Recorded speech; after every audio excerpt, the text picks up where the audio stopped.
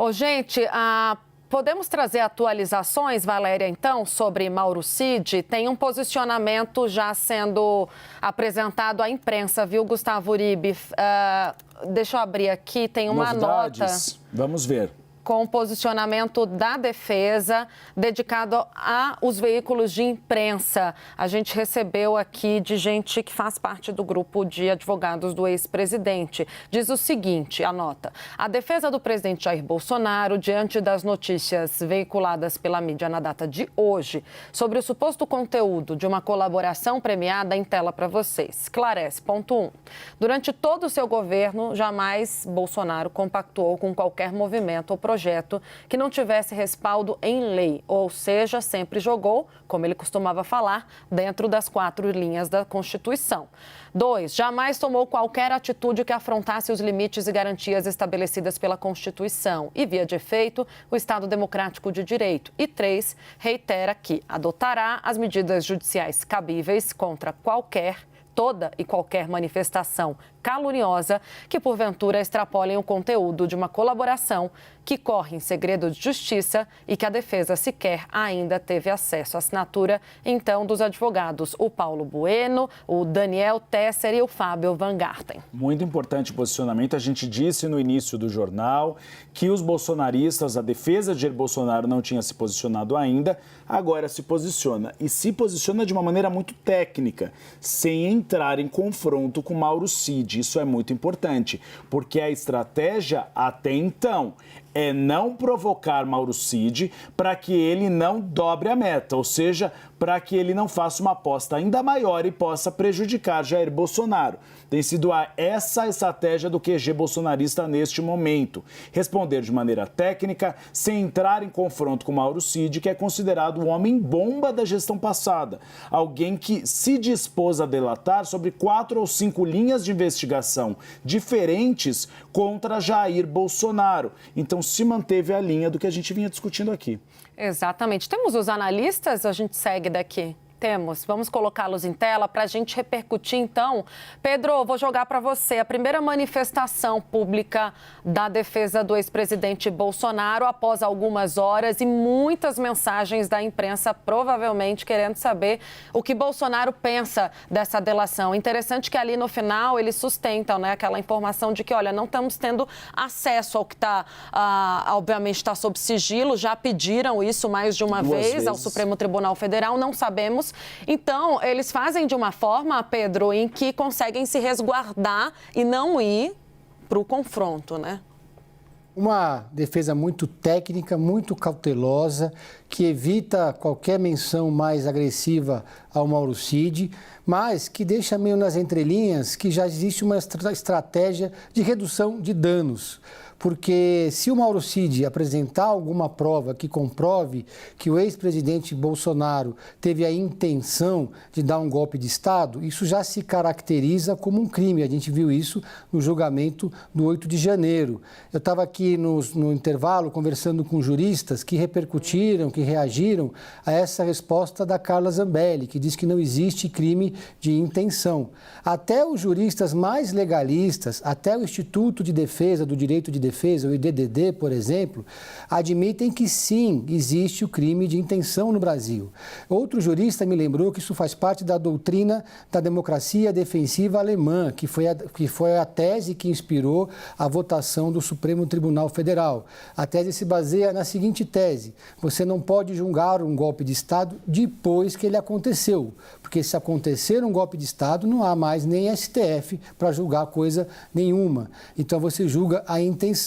Aparentemente, os bolsonaristas estão esperando que surja um fato novo, porque por enquanto é só a palavra do Mauro Cid. Mas todo mundo já dá como certo que esse documento, que vai aparecer alguma prova, porque o Mauro Cid não daria uma declaração dessa sem um tipo de comprovação. Caso isso aconteça, nós vamos ver o ex-presidente ser julgado pelos mesmos crimes que os outros que foram julgados no 8 de janeiro. E aí resta saber qual vai ser a dosimetria que será aplicada ao ex-presidente da República. Será que ele vai ser também condenado a 17 anos de prisão, que é uma pena similar à de homicídio? Ou, no caso do ex-presidente, a intenção de golpe não se configura como uma tentativa de abolição violenta do Estado Democrático de Direito? Esse vai ser o grande debate a partir de agora, acredito eu, no mundo jurídico. Juliana Lopes, a gente viu que tem dois momentos que Mauro Cid cita nessa delação premiada e o Eli Jonas Maia trouxe para a gente na CNN Brasil. O primeiro é o recebimento do documento, que seria uma minuta defendendo um golpe de Estado. Em outro momento é a reunião com os comandantes das três forças. A reunião em si, se não houver uma prova como gravação, e os agentes da Polícia Federal consideram que isso é praticamente impossível, porque é uma reunião muito fechada, nem celular é permitido nessas reuniões do alto comando, eles são retirados do local. É muito difícil que você tenha comprovação, ficaria elas por elas, ou seja, a palavra dos comandantes. Agora, caso haja realmente um documento que seja a minuta do golpe achada na casa de Anderson Torres, seja uma nova minuta do golpe, aí complica bastante a situação de Jair Bolsonaro. Complica bastante a situação.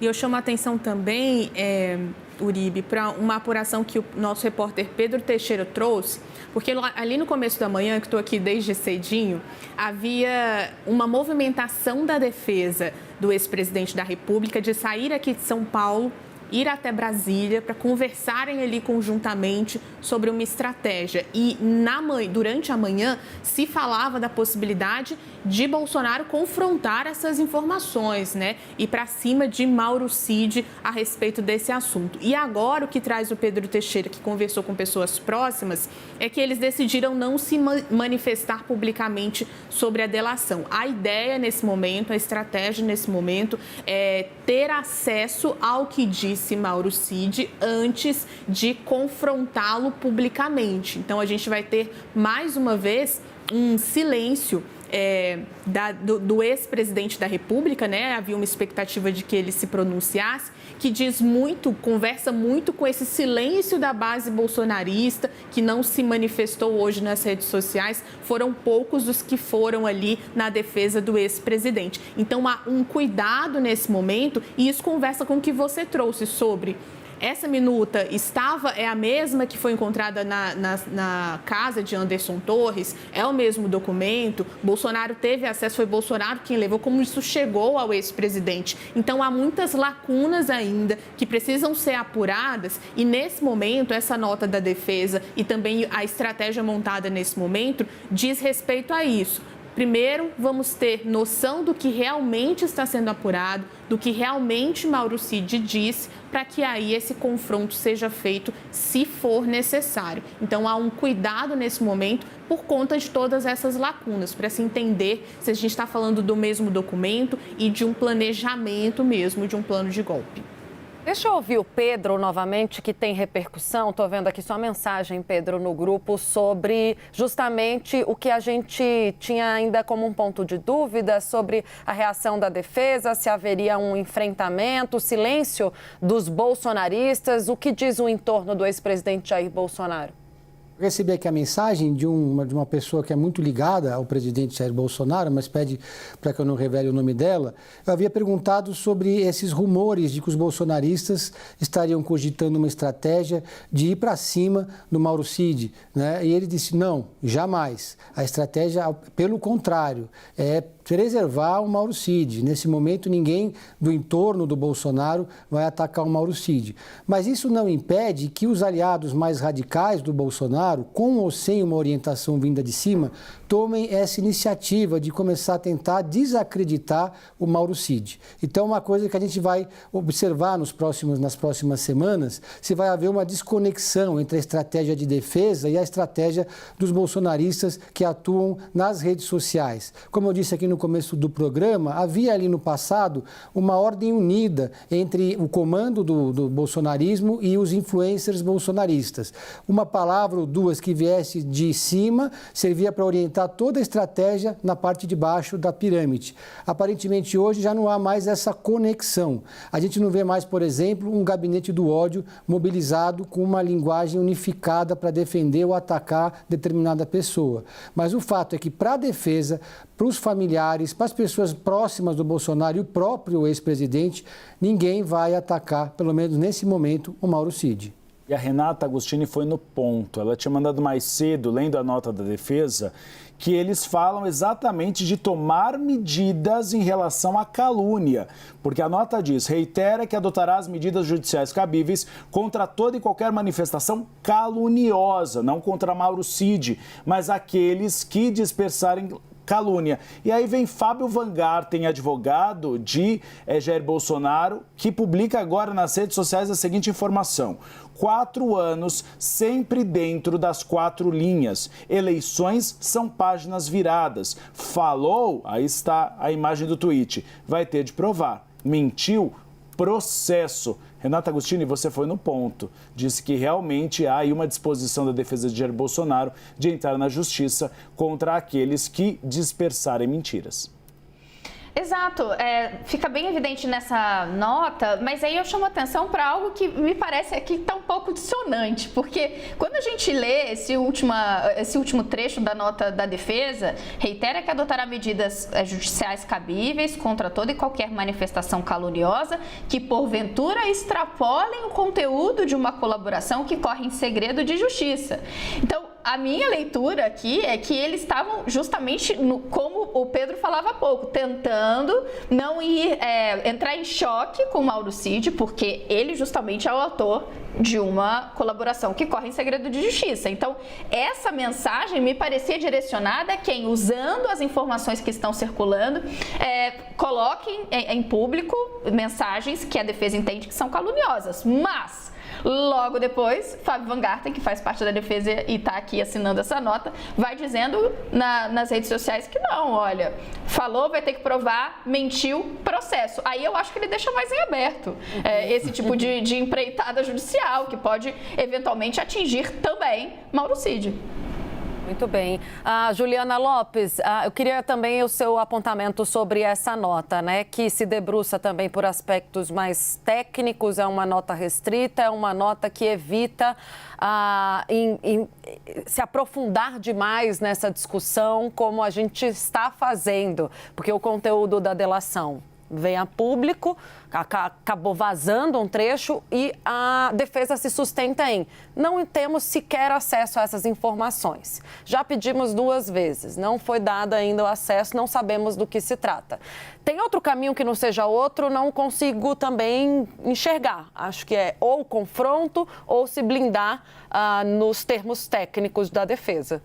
Mas também já justifica 2 pontos que a gente está discutindo aqui a manhã inteira. Primeiro, durante todo o seu governo, jamais compactuou com qualquer movimento ou projeto. Ou seja, estamos falando de tentativa, de estudos sobre a possibilidade de dar um golpe de Estado.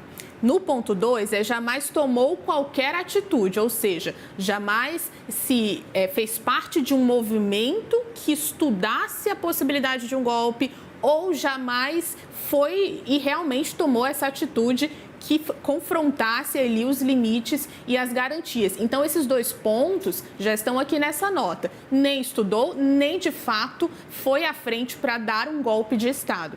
Então, por mais que a gente questione aí se essa delação, como é que essa apuração vai ser feita, né? Claro que a Polícia Federal vai ter que entrar nisso de uma maneira mais incisiva, mas esses 2 pontos já estão colocados aqui nessa nota, né? Que foi o que a gente discutiu a manhã inteira. E aí, sobre as medidas judiciais, eu também entro no que disse a Renata sobre a gente ficar ali confuso sobre realmente como vai ser visto o Cid pela defesa de Jair Bolsonaro. E vale lembrar que o Vinícius Murad, nosso diretor aqui do Bastidores CNN, recordou aqui no nosso grupo que a Polícia Federal já tinha encontrado no telefone celular de Mauro Cid um documento enviado para ele mesmo com o que chamou de roteiro do golpe, ou seja, de que já havia uma discussão nesse sentido.